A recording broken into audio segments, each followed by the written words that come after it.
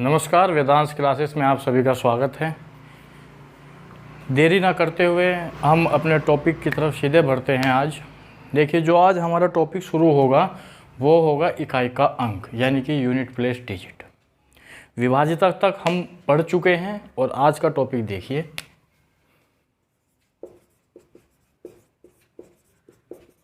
इकाई का अंक यानी कि unit place digit, important topic और प्रत्येक एग्ज़ाम में यहाँ से पूछे जाने की भरपूर संभावनाएं होती हैं।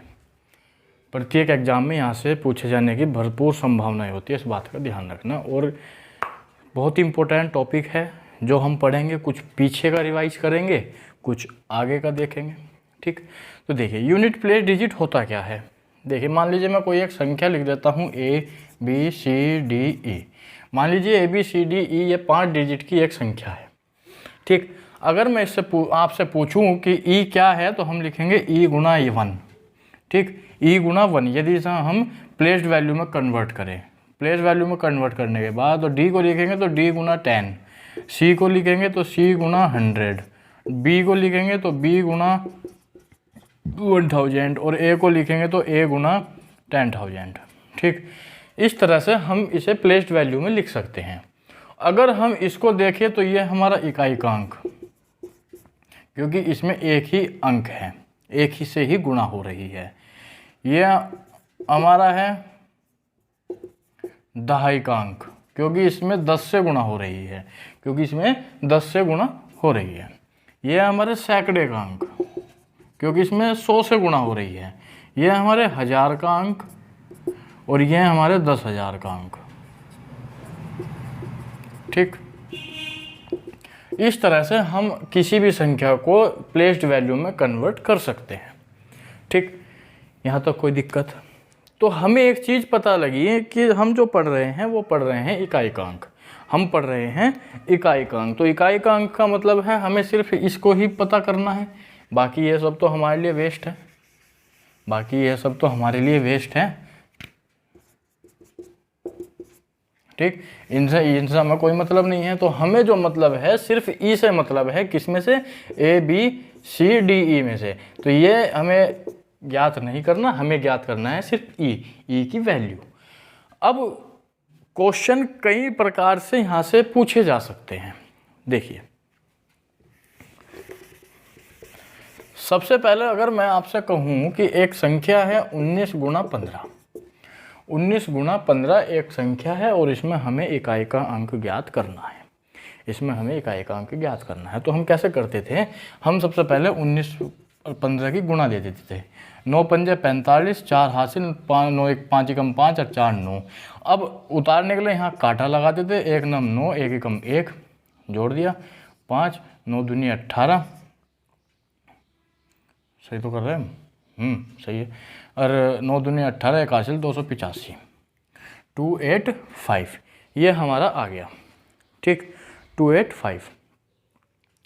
अगर इसे सॉल्व करने के बाद आया 285, अब मैं देखता हूँ कि इसमें आपने जब पीछे पढ़ाया तो उसमें हमें सिर्फ मतलब था ई से। ई इसमें क्या है? 5। ई क्या है इसमें? ई है 5। तो यूनिट प्लेस क्या हो गया? 5। तो यूनिट डिजिट हो गया 5। ये हमारे लिए बेस्ट, लेकिन निकालना इसमें पड़ा। आगे आने वाले सवालों में आपको धीरे धीरे समझ में आएगा। अब आपको इस चीज़ का पता है कि ये कांटा क्यों लगाते हैं? ये कांटा क्यों लगाते हैं? देखिए, असल में ये कांटा नहीं होता, असल में ये कांटा नहीं होता। इसकी जगह होता है 0, इसकी जगह होता है 0। ये 0 आया कैसे? 0 आया कैसे ये देखते हैं। देखिए, मान लीजिए कि ये है 19 गुणा 15। अगर हम इसको ऐसे लिख ले 10 + 5, कोई दिक्कत है? 15 को हमने फैक्टर कर लिया 10 + 5। ठीक, एनी प्रॉब्लम? No problem. अब हम क्या करते हैं, इसकी इससे गुणा करते हैं। ठीक, पहले 19 पे, तो इसे अगर उस तरीके से देखें तो 5 गुणा 10 कर लीजिए, 5 + 10, 5 + 10 करने के बाद 19 पंजे 95। ठीक, और 19 ढाई 150, 190।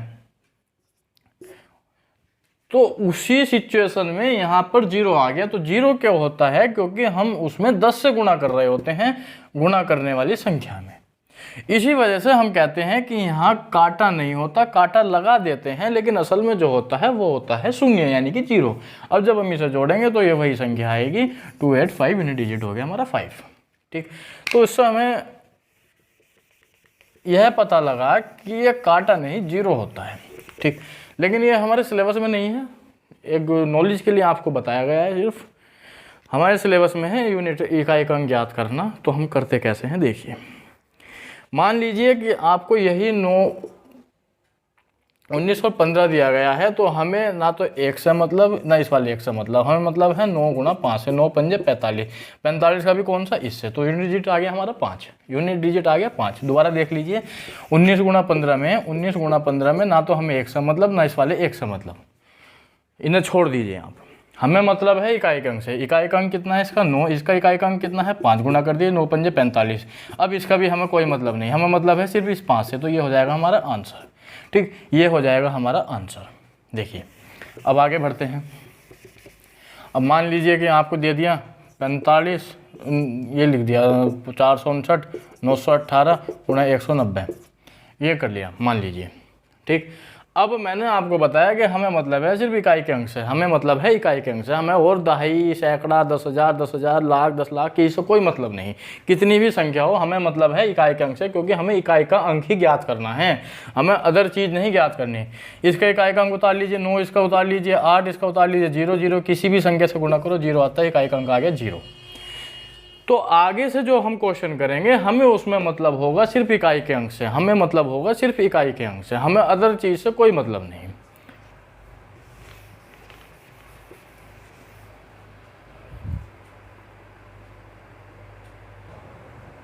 ठीक है, देखिए अब मैं आपको बताता हूं कि इसमें एक नोट है, ये लिख लीजिए आप, कि यदि सम संख्या की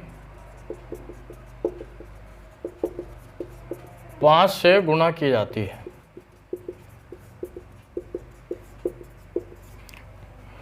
तो उत्तर हमेशा 0 आता है। यानी कि मान लीजिए कि सम संख्या से गुणा किए जाने का मतलब है कि मान लीजिए कि 592 गुणा 95, 592 गुणा 95। अब हमें मतलब है सिर्फ यूनिट डिजिट से, यूनिट डिजिट है 2, इसमें है 5। अब 2 गुणा 5 की गुणा कर लीजिए 10 आएगा, यूनिट डिजिट आ गया इसका 0।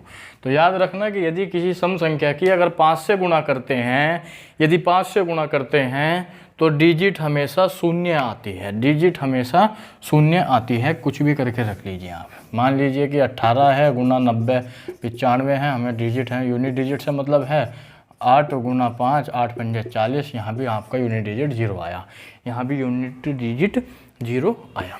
ठीक, अब दूसरा नोट है कि यदि विषम संख्या की, यह आपको यूनिट डिजिट में ही है, ये नोट जो है आपके, विषम संख्या की 5 से गुणा की जाती है तो उत्तर हमेशा 5 आता है। उत्तर हमेशा 5 आता है। कैसे? मान लीजिए कि 533 है, गुणा 555 से हम गुणा कर रहे हैं, तो हमें इससे कोई मतलब नहीं, इससे कोई मतलब नहीं, हमें मतलब है 3 और 5 से। 3 गुणा 5, 5 तिया 15, यूनिट डिजिट आ गया हमारा 5, यूनिट डिजिट आ गया हमारा 5। ठीक है, तो ये 2 नियम मैंने आपको बता दिए हैं। इन दोनों नियमों को ध्यान रखना है कि यदि सम संख्या की गुणा 5 से की जाती है तो यूनिट डिजिट हमेशा 0 आता है। यदि विषम संख्या की 5 से गुणा की जाती है तो उत्तर यानी कि यूनिट डिजिट हमेशा 5 आता है। यहाँ 0 आएगा, यहाँ 5 आएगा। ये आपको 5 का नियम मैंने आपको बता दिया। ठीक, अब आगे बढ़ते हैं। देखिए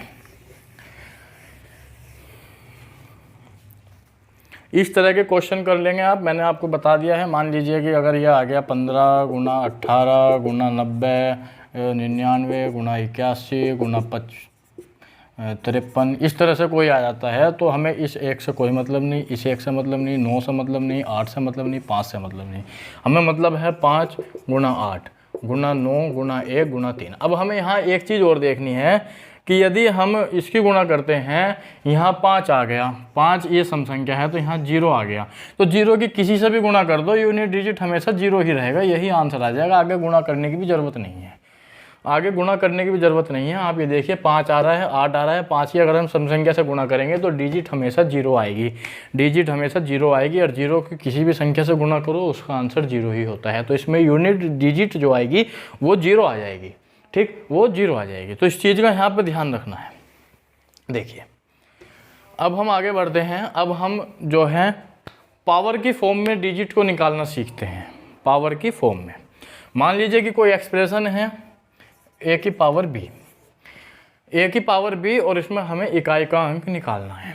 आप पीछे जाइए, आप पीछे जाइए, और पीछे मैंने शेषफल प्रमेय में बताया था कि यदि कहीं आपसे कहा गया है कि आखिरी के 2 अंक, आखिरी अंक, आखिरी के 3 अंक हमें ज्ञात करने हैं, तो उसमें क्या करते थे, मान लीजिए कि आखिरी 1 अंक यानी कि इकाई का अंक हमें ज्ञात करना होता था, तो हम उसे 10 से भाग दे देते थे, हम उसे 10 से भाग देते थे।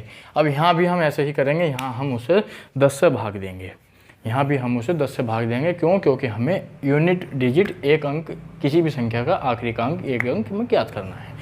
2 अंक ज्ञात करने होते तो 100 से भाग दे देते, 3 अंक ज्ञात करने होते तो 1000 से भाग दे देते, ठीक। अब मैंने आपको बताया था कि एक टोशेंट मेथड बताया था। टोशेंट मेथड क्या है कि टोशेंट 10 की वैल्यू हम निकाल लेते हैं, 10 के फैक्टर कर लेते हैं, प्राइम फैक्टर 2 और 5, ये 2 प्राइम फैक्टर आ गए। अब इसका टोशेंट निकालने के लिए क्या करते थे, तो 10 गुना 1 माइनस 1/2 गुना 1 माइनस 1/5 इस तरह से करते थे, ठीक। तो 10 गुना 1/2 गुना 4/5, तो इससे ये कट गया, तो बराबर टोशेंट, यानी कि टोशेंट 10 की जो वैल्यू आ गई वो हो गई 4, वो हो गई 4। अब हमें हमेशा याद रखना है कि जब भी a की पावर b की फॉर्म में कोई सवाल आता है तो हम जो हमारा टोशेंट निकलता है उसको पावर से भाग दे देते हैं, उसको पावर को उससे भाग दे देते हैं, पावर को टोशेंट वाली वैल्यू से भाग दे देते हैं, ठीक। तो अब हमें याद रखना है कि पावर में जो भी हो गए हमें उसे 4 से भाग देनी है, हमें उसे 4 से भाग देनी है, ठीक। तो हमारी जो वैल्यू निकल कर आएगी, जो इकाई का अंक आएगा, वही आपका उत्तर होगा। कैसे? एक क्वेश्चन करके देख लेते हैं। देखिए, यही आपने पहले से ये पढ़ा भी हो शायद, तो आपसे कहा गया था कि जब भी पावर वाले कोई क्वेश्चन आते हैं वहाँ 4 से भाग देते हैं। उसका कारण यही है टोशेंट, यानी कि साइकिल जो है वो 4 अंकों के बाद रिपीट हो रही है, 4 अंकों के बाद रिपीट हो रही है साइकिल। कैसे रिपीट हो रही है? देखिए, मान लीजिए कि 2 की पावर 1 होता है 2, 2 की पावर 2 होता है 4, 2 की पावर 3 होता है 8, और 2 की पावर 4 होता है 16। अब जब हम जैसे ही 2 की पावर 5 पर जाएंगे वो होगा 32। चौथी यूनिट डिजिट है इसका 2 और इसका भी है 2, यानी कि 2 की पावर 1 और 2 की पावर 5, इसके बीच में डिफरेंस है कितने का? 4 का। और हर 4 पावर के बाद आपकी साइकिल जो है वो रिपीट होना शुरू हो जाएगी। इसका कारण यही है, आपका टोशेंट 10 की जो वैल्यू आई 4, वो इसी तरीके से आई है कि आपकी साइकिलिसिटी, यानी कि आपकी साइकिल है वो हर 4 पावर के बाद रिपीट होनी शुरू हो जाएगी, ठीक। यही कारण है कि हम पावर को 4 से भाग देते हैं, हम पावर को 4 से भाग देते हैं साइकिलिसिटी रिमाइंडर थ्योरम के द्वारा, ठीक।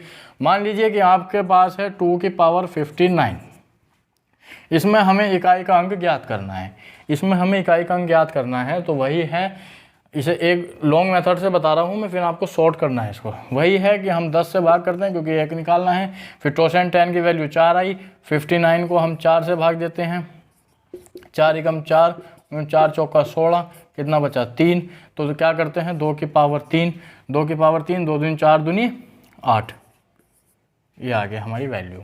ये है हमारा 4 से बड़ा, तो यही हमारी वैल्यू आ जाएगी, ठीक। 10 से छोटा है ना, ये 10 से छोटा है, 10 से छोटा का मतलब कि 4 से बड़ा नहीं, सॉरी, ध्यान से सुनिए एक बार फिर।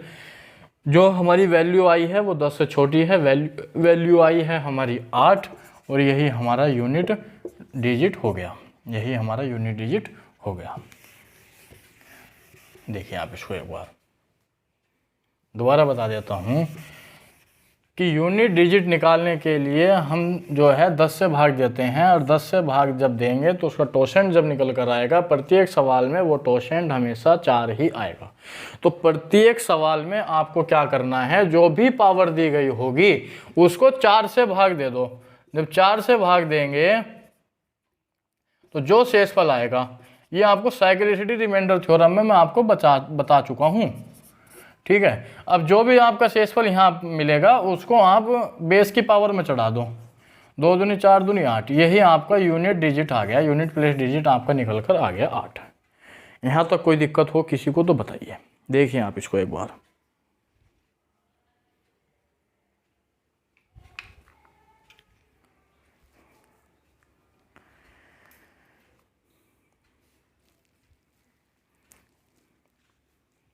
ठीक है आगे बढ़े।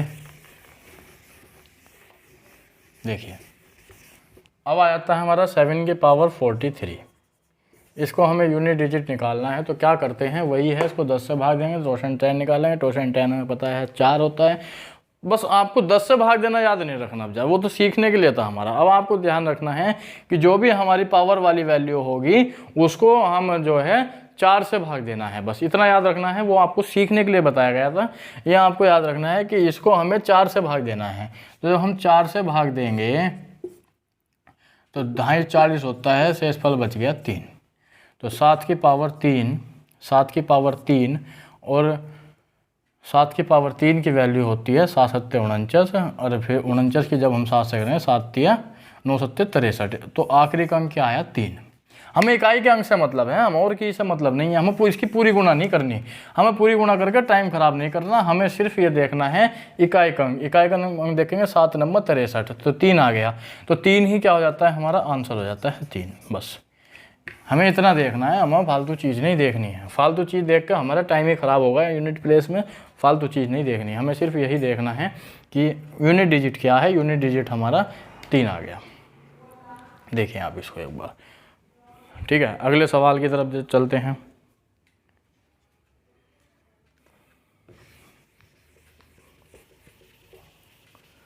देखिए 3 की पावर 83, 3 की पावर 83, तो वही है 4 से भाग देंगे किसको, 83 को। 83 को जब 4 से भाग देंगे तो 4 से 4 दूनी 8, वही है 0 3, यानी कि हमारा शेषफल आ गया 3। उसको बेस की पावर में चढ़ा दीजिए, 3 की पावर 3, 3 की पावर 3 की वैल्यू होती है 3 3 होती है 27। तो यूनिट डिजिट क्या आ गया इसमें 7। तो यूनिट डिजिट जो आ गया वो आ गया हमारा 7, यही हो गया हमारा आंसर। देखिए आप,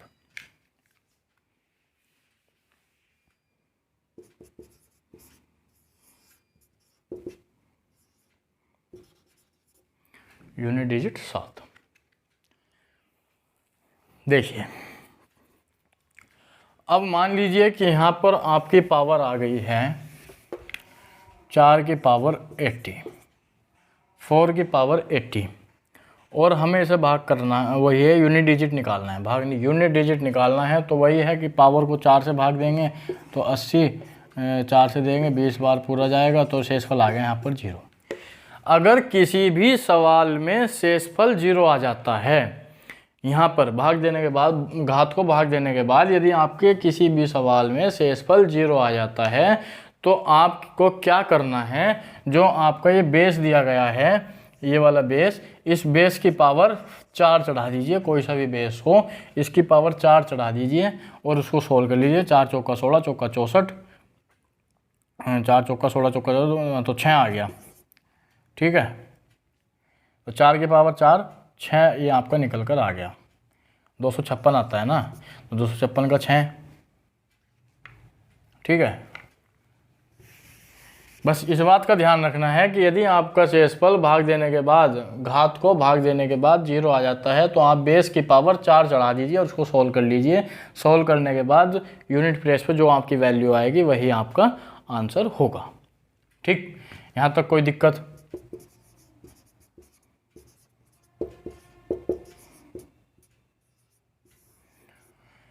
ठीक है, देखिए आप इसको एक बार,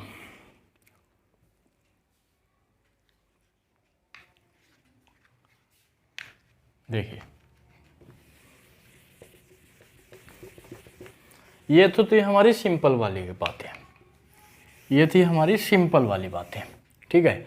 अब कुछ आपके पास इस तरह के सवाल भी आ सकते हैं कि 6 की पावर 512 और ये हो गया आपका फैक्टोरियल। इस तरह से भी सवाल आपसे पूछे जा सकते हैं, इस तरह से भी आपसे सवाल पूछे जा सकते हैं।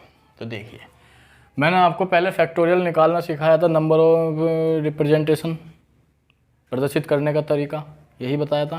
तो देखिए कैसे करते हैं, जब हम एक फैक्टोरियल की वैल्यू रखेंगे तो 1 2 फैक्टोरियल की वैल्यू कितनी होती है 2 गुना 1, 3 फैक्टोरियल की वैल्यू होती है 3 गुना 2 गुना 1 और 4 फैक्टोरियल की वैल्यू होती है 4 गुना 3 गुना 2 गुना 1।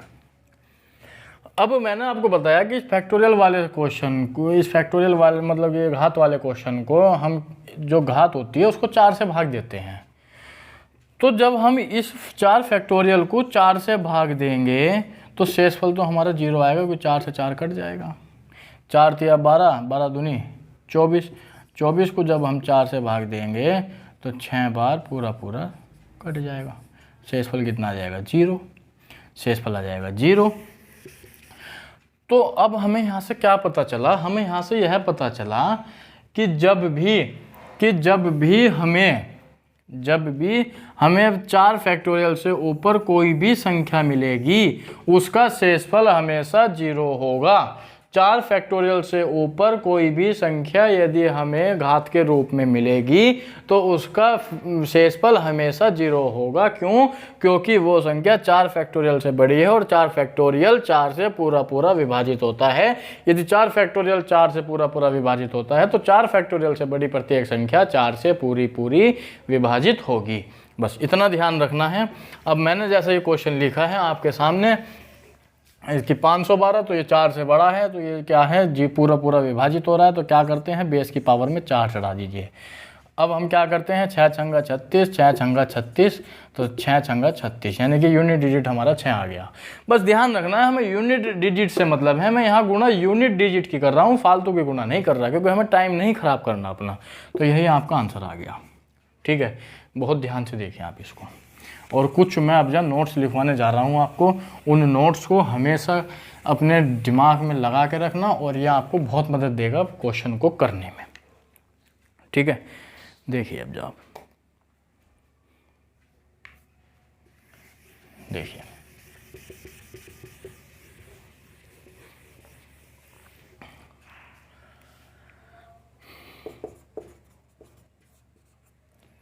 यदि यूनिट स्थान पर या फिर बेस में 0, 1, 6 ये होते हैं, ठीक है। मान लीजिए कैसे कि 16 की पावर x y z कुछ भी हो, 11 की पावर x y z कुछ भी हो, ठीक है।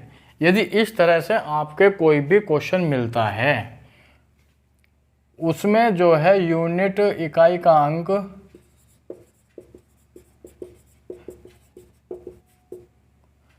0, 1, 6 ही होगा, कोई भी परिवर्तन नहीं होगा। जैसे पिछले वाले सवाल में देखा कि इकाई का अंक हमारा 6 था, तो वहाँ भी हमारा यूनिट प्लेस में 6 ही आया था। कैसे आया था देखिए, मान लीजिए कि 6 की पावर 3 है, 6 छंगा 36, 36 की जब हम 6 से गुणा करेंगे तो 6 छंगा 36 ही आएगा, फिर भी यहाँ 6 ही आएगा और 3 हमारा यहाँ हो जाएगा, ठीक है। तो इस वजह से ये जो है आपका 6, 1 और 0 जो है, अगर इसमें हम जोड़ ले 5 भी तो 5 भी हो जाता है, क्योंकि 5 के साथ हमारा 0 भी आ जाता है और 5 भी आ जाता है। वो मैंने आपको पहले नियम लिखवा दिया, ठीक है, वो मैं आपको पहले भी नियम लिखवा चुका हूँ। यदि इसकी पावर कुछ भी हो, अगर मैं इसे लिखवाऊँ 016 की घात कोई भी हो, कोई भी संख्या हो, तो इकाई का अंक हमेशा 0, 1, 6 ही होता है, ठीक है। ये आपका पहला नोट हो गया। देखिए दूसरा क्या है कि यदि 4 की घात सम संख्या हो तो इकाई का अंक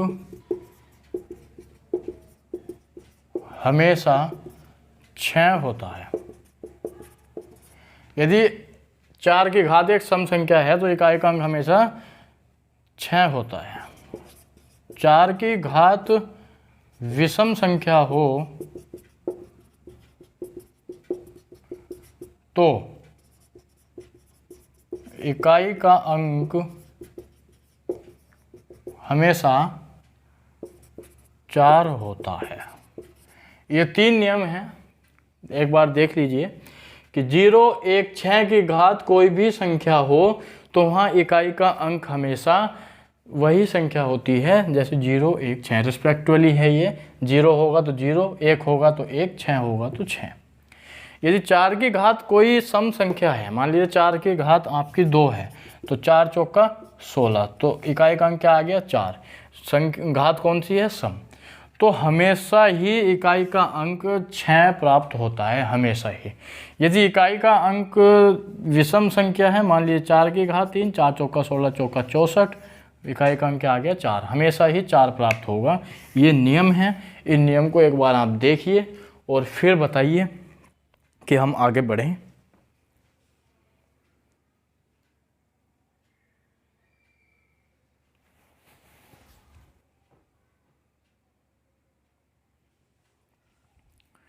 देखिए, चलिए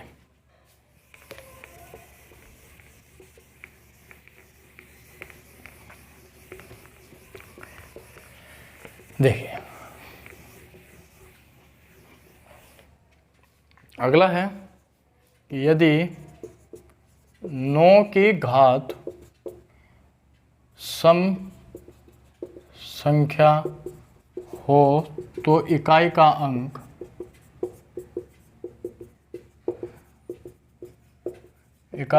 हमेशा 1 होता है। अब यदि 9 की घात विषम संख्या हो तो इकाई का अंक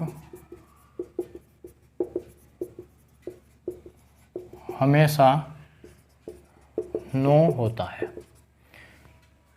ठीक है, यदि 9 की घात सम संख्या है, मान लीजिए 9 की घात 2 है, 9 की घात 2 होता है 81, तो इकाई का अंक क्या है 1। अब उसने कहा विषम है, तो 9 की घात 3, 9 में 81, 729, 729 क्या है, एक 9, इसमें 9 विषम, 3 क्या है विषम संख्या और इकाई का अंक क्या है 9। तो ये चीज़ें बहुत ध्यान रखने वाली हैं, जो आपका टाइम बचाएगी पेपर में बैठते समय। ठीक, एक बार इनको ध्यान से देखिए।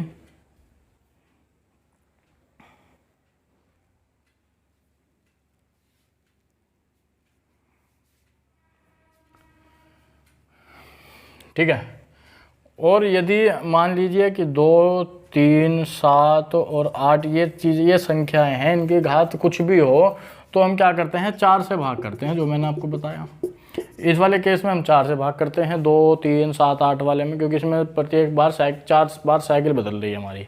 प्रत्येक 4 घात के बाद हमारी साइकिल जो है रिपीट होनी शुरू हो जाती है। ठीक है, तो ये कुछ नियम थे, कुछ नोट्स थे जो लिखवाए हैं, आगे चलकर बहुत सहायता देने वाले हैं। ठीक है, तो क्वेश्चन की तरफ बढ़ें। देखिए, ये है आपका क्वेश्चन पहला।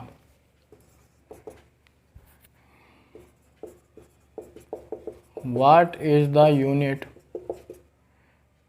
digit in the product?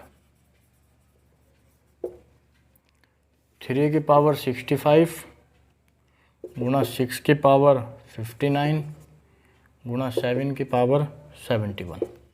देखिए, इस तरह के सवाल में मैंने आपको बताया कि 4 से भाग देनी है। 4 से जब हम भाग देंगे तो यहाँ अगर हम 65 को 4 से भाग दें तो 4 एकम 4, 2, 5, 6 चौका 24, शेषफल बचा 1, तो यहाँ बचा 1, तो 3 की पावर 1 गुणा, अब 6 की पावर कुछ भी हो, यूनिट डिजिट हमेशा क्या होती है 6 होती है, तो यहाँ हमेशा कुछ नहीं करना, सीधा सीधा 6 उतार लो।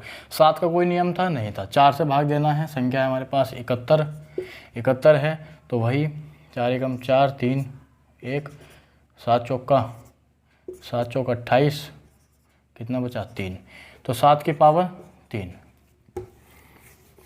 तो 3 6 3 18 गुणा 7 7 49 49 9 7 63, तो यहाँ आ गया 3, 8 3 फिर इसकी गुणा कर लो, 8 3 24, तो यूनिट डिजिट क्या आ गया हमारा 4। ये हो गया हमारा आंसर। देखिए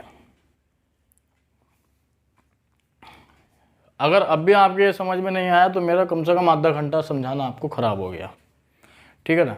अगर अब भी आपकी ये चीज़ समझ में नहीं आई है तो ये समझ लीजिए कि मेरा आधा घंटा जो मैंने आपको समझाया है वो ख़राब हो चुका है। आपको दोबारा से क्लास को देखने की ज़रूरत है, ठीक।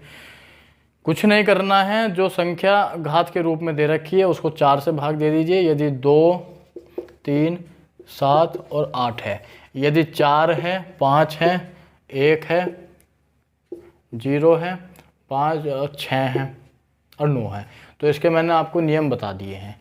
4 संख्याओं को 4 से भाग करनी है, बाकी वही संख्या जो नियम है सम और विषम या फिर वही संख्या रिपीटेशन वाली कर देंगे, ठीक।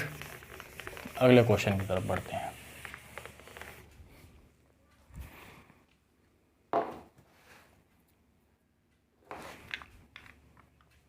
देखिए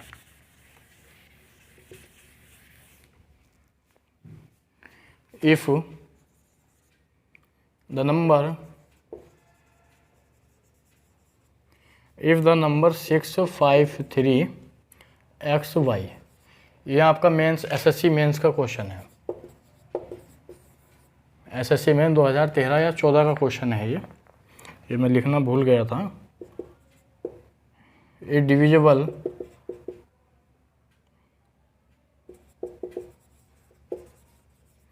बाय 90, तो x plus y is equals to क्या। देखिए x प्लस वाई की वैल्यू पता नहीं है। यदि ये संख्या जो है 90 से विभाजित है, 653 xy 90 से विभाजित है। अब मैंने आपको बताया था कि यदि कोई ऐसी संख्या हमें मिल जाए, देखिए मैं आपको एक दूसरे से संबंध वाले टॉपिक करा रहा हूँ। ये आपको पिछली बार पढ़ा तो यहाँ आपको इसकी ज़रूरत पड़ गई, यहाँ इसकी ज़रूरत पड़ गई, ठीक। देखिए 90 के 2 फैक्टर कर लीजिए अपनी सहूलियत के हिसाब से। हम करते हैं 9 और 10, 9 और 10। तो हमें एक चीज़ पता लगा कि जब हम इसे 10 से भाग देंगे तो 10 से वही संख्या कट सकती है जिसके अंत में 0 हो, जिसके अंत में 0 हो। तो यदि हम यहाँ हमें अगर 10 से भाग देना है तो y की वैल्यू हमेशा ही 0 होगी, y की वैल्यू हमेशा ही 0 होगी। तो ख़त्म हो गया। अब यहाँ क्या हो गया, यहाँ हो गया हमारा 0, यहाँ हो गया 0, ठीक। अब हमें 9 से भाग देना है तो इनका योग 9 से भाग विभाजित होना चाहिए। तो 6 plus 5 plus 3 plus x plus 0, ये हमारा 9 से विभाजित होना चाहिए, ठीक है। 6 5 11 3, 6 5 11 3 14 प्लस के x बटे 9। अब x की वैल्यू हम क्या रखें, 1 रख सकते हैं, नहीं 2, नहीं 3, नहीं 4 रख के देखते हैं। तो x बराबर 4 रखते हैं तो ये हो जाएगा भैया 18 बटे 9, शेष पर आ जाएगा 0। तो x की वैल्यू आ गई हमारी 4, x बराबर 4। तो x plus y equals to 4 plus 0 equals to 4, ये हो गया हमारा आंसर। बस कुछ नहीं है इन सवालों में, बहुत ही हल्के फुल्के सवाल हैं ये, और मेंस लेवल का सवाल है ये। देखें आप,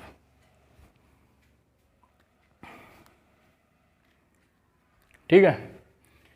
इस तरह के कई क्वेश्चन मैं आपको करा चुका हूँ, यकीन मानिए कोई दिक्कत नहीं आएगी, बशर्ते कि आप उन सवालों को निकाल रहे हों, घर पढ़ रहे हों।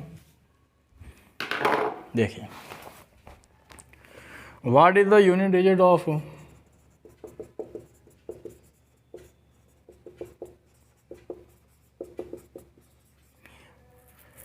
7 की पावर 105, 7 की पावर 105। ऑप्शन भी दे दिया, चलो इसमें ऑप्शन भी है 1 5 7 D9।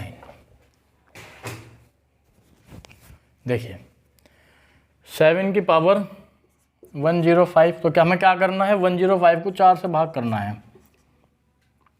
तो 4 से भाग करने के लिए क्या मतलब है, हमें आखिरी के 2 अंक, आखिरी के 2 अंक का क्या मतलब है 05, 05 को हम 4 से भाग देंगे तो 4 एक हम 4, शेष पर बचा 1, यानी कि 7 की पावर 1, और 7 की पावर की वैल्यू होती है 7। Option number C. अगर ये चीज़ भी मैं अब आपको समझाऊंगा ना तो मेरा लगभग 1 महीना हो गया उसको पढ़ाना बेकार हो जाएगा, यदि मैं इस चीज़ों को अब भी आपको बिल्कुल डिटेल में कराऊंगा। यदि अब भी आपकी ये समझ में नहीं आई तो मेरा 1 महीना आपको पढ़ाना बेकार हो गया, ये समझिए आप कि ये 0.5 को 4 से पूरे को क्यों नहीं करा, इसकी पावर क्या है, ये 7 कैसे आया, तो ये सब मैं आपको पहले ही करा चुका हूँ। ठीक है, आगे बढ़ते हैं।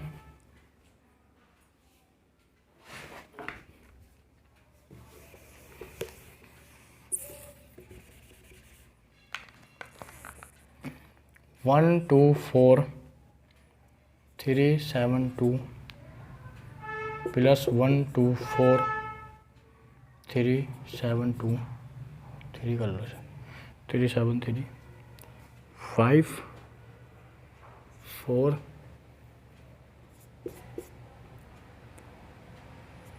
20 और 0। ठीक है, देखिए संख्या है हमारी 372। अब 372 को जब हम यानी कि 372 में से जब हम 72 को यानी कि आखिरी के 2 अंक 4 से भाग करते हैं तो 4 एकम 4 32, 8 चौका 32, शेषफल आ गया 0। तो यहाँ हमारा क्या हो जाएगा 1 2 4, यूनिट डिजिट ले लो, सिर्फ यूनिट डिजिट से हमें काम करना है। तो 4 की पावर 4 प्लस, अब इस वाले में बढ़ते हैं तो यहाँ अगर 3 कर लो तो यहाँ 3 कर लो तो यहाँ शेषफल कितना बचेगा 1, तो 4 की पावर 1। अब मैंने आपको बताया था कि यदि 4 की घात सम होती है तो आंसर होता है 6, 4 की घात विषम होती है 4, 6 4 10, तो यूनिट डिजिट क्या आया 0। तो क्या हो गया आंसर नंबर डी आपका करेक्ट आंसर। देखिए